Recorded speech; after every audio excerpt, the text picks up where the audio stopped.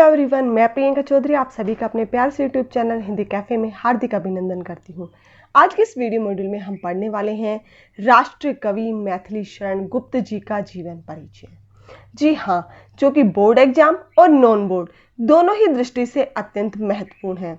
तो dear students, इस video को लास्ट तक बड़े ध्यान से देखिएगा, क्योंकि इस एक वीडियो में ही हम कवि गुप्त जी का जीवन परिचय, प्रमुख रचनाएं, साहित्यिक विशेषताएं और भाषा शैली का अध्ययन करने वाले हैं। तो डियर स्टूडेंट्स, यदि अभी तक आपने इस यूट्यूब चैनल को सब्सक्राइब नहीं किया है तो जल्दी से सब्सक्राइब कीजिए और बेल आइकन को दबाना ना भूलें, ताकि न्यू वीडियो का नोटिफिकेशन आपको मिलता रहे। जीवन परिचय। हिंदी साहित्य के इतिहास में खड़ी बोली के प्रथम महत्वपूर्ण राष्ट्र कवि मैथिली शरण गुप्त का जन्म 3 अगस्त 1886 को झांसी में हुआ।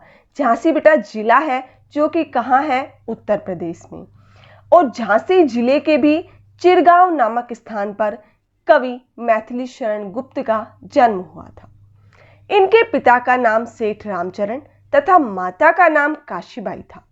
गुप्त जी की प्रारंभिक शिक्षा गांव में ही हुई।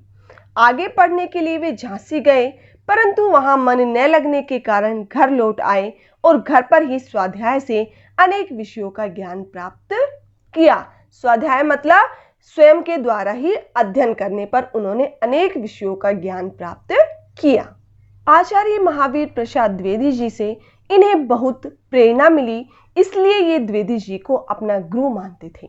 मतलब मैथिली शरण गुप्त के माता का तो क्या नाम है, काशीबाई, पिता का नाम है सेठ रामचरण और इनके गुरु का नाम है आचार्य महावीर प्रसाद द्विवेदी जी। इन्हें साहित्य जगत में दद्या नाम से संबोधित किया जाता था। इनकी कृति मतलब इनकी जो रचना है भारत के स्वतंत्रता संग्राम के समय में काफी प्रभावशाली सिद्ध हुई थी। इसी कारण महात्मा गांधी ने इन्हें राष्ट्र कवि की उपाधि दी। मोस्ट इंपोर्टेंट लाइन है बेटा कि मैथिली शरण गुप्त को राष्ट्र कवि की उपाधि किसने दी, तो बेटा किसने दी, महात्मा गांधी ने। इनकी जयंती 3 अगस्त को प्रत्येक वर्ष कवि दिवस के रूप में मनाई जाती है। इनकी जयंती 3 अगस्त को प्रत्येक वर्ष कवि दिवस के रूप में मनाई जाती है।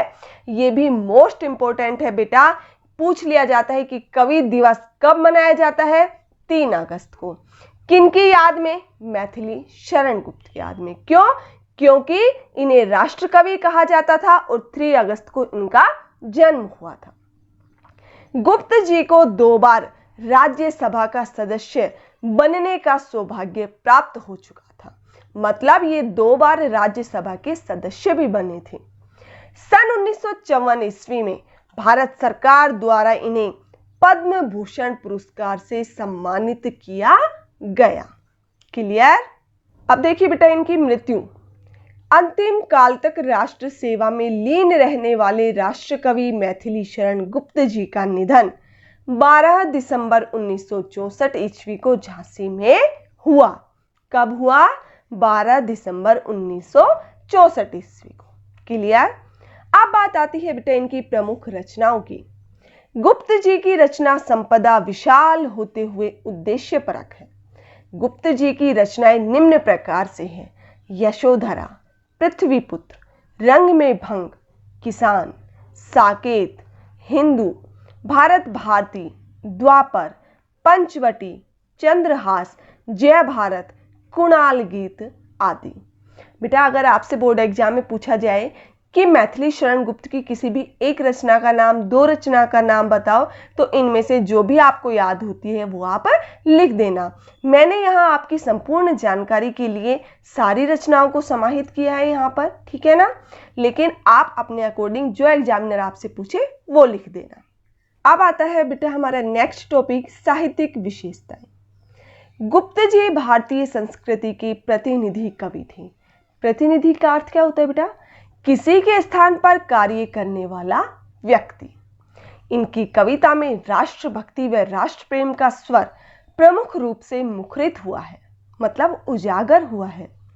इसी कारण हिंदी साहित्य के तत्कालीन विद्वानों ने इन्हें राष्ट्र कवि की उपाधि से विभूषित किया। गुप्त जी अपने युग की समस्याओं के प्रति विशेष रूप से संवेदनशील रहे।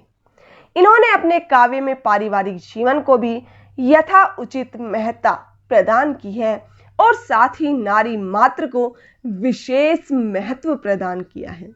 इनके काव्य प्राचीन कथानकों पर आधारित होते हुए भी नवीन दृष्टिकोणों एवं युग अनुरूप संदेशों से युक्त है। क्लियर? वीडियो का बेटा लास्ट टॉपिक है भाषा शैली। खड़ी बोली को साहित्यिक रूप प्रदान करने में गुप्त जी का जितना बड़ा योगदान है उतना किसी अन्य कवि का नहीं है।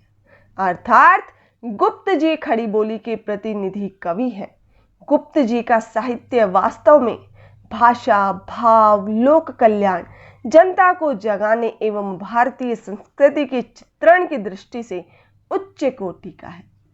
गुप्त जी गंभीर विषयों को भी सुंदर और सरल शब्दों में प्रस्तुत करने में सिद्धहस्त थे। इनकी भाषा शैली में प्रसाद, माधुर्य तथा ओज तीनों गुणों का समावेश है। इनकी शैली में गेयता, सहज प्रवाहमयता, सरसता और संगीतात्मकता की प्रधानता है। तो डियर स्टूडेंट्स, लास्ट तक वीडियो देखने के लिए सबसे पहले तो थैंक यू सो मच। और यदि वीडियो आपको अच्छी लगी हो तो इसे शेयर करना ना भूलें।